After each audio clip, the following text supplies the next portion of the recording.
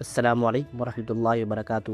آج ہم سورہ ماعون کا شان نزول، ربط و مناسبت، لغت اور ترجمہ بتائیں گے۔ شان نزول یہ ہے کہ مکہ کے زمانے میں بعض سردار بہت سخت دل کے تھے۔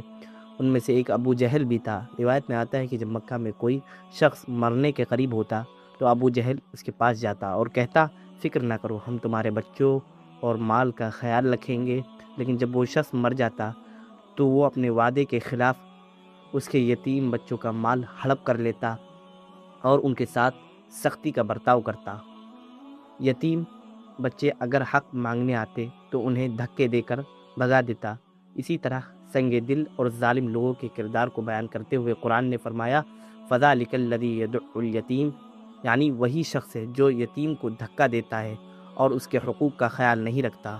ابو جہل جن بچوں کا مال ہڑپ کر لیتا تھا وہ در بدر ٹھوکریں کھاتے۔ اس واقعے کو یتیم بچوں نے ابو جہل کی شکایت لے کر آپ صلی اللہ علیہ وسلم کے پاس گئے تو اس وقت یہ صورت نازل ہوئی۔ ربط و مناسبت یہ ہے کہ سورہ ماعون اور سورہ قریش کے درمیان مناسبت یہ ہے کہ سورہ قریش میں قریش کے اوپر انعام کا تذکرہ ہے اور سورہ ماعون میں ان کے لیے وعید کا تذکرہ ہے۔ سورہ ماعون کی کچھ لغات یہ ہیں: ارائیتا، رآ یرا رؤیتن معنی دیکھنا باب فتحہ سے، کذبہ یکذب تکذیبا معنی جھٹلانا باب تفعیل سے، دین الادیان معنی دین مراد ہے، قیامت قیامت بھی مراد ہے، ویل معنی بربادی، دعا یدعو معنی دور کرنا، حز یحز معنی ابھارنا، ساہون ساہن، سہا یسہو سہون معنی بھولنا، رآ یرائی مراعتن معنی دکھلاوا کرنا، منع یمنع منعن معنی منع کرنا، معون معنی معمولی چیز۔ اب چلتے ہیں سورہ ماعون کے ترجمے کی طرف۔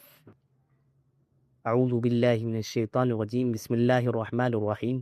ارأیت الذی یکذب بالدین، کیا آپ نے اس شخص کو دیکھا جو جزا اور سزا کے دن کو جھٹلاتا ہے، یعنی قیامت کے دن کو جھٹلاتا ہے۔ فذلک الذی یدعو الیتیم، وہی ہے جو یتیم کو دھکے دیتا ہے، یعنی کہ اس کے ساتھ سختی کرتا ہے۔ ولا یحض علی طعام المسکین، اور مسکین کو کھانا کھلانے کی ترغیب نہیں دیتا۔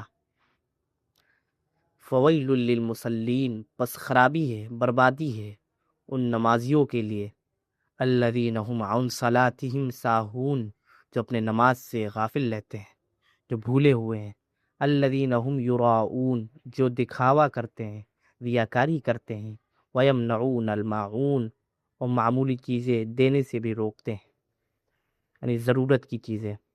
السلام علیکم ورحمۃ اللہ وبرکاتہ۔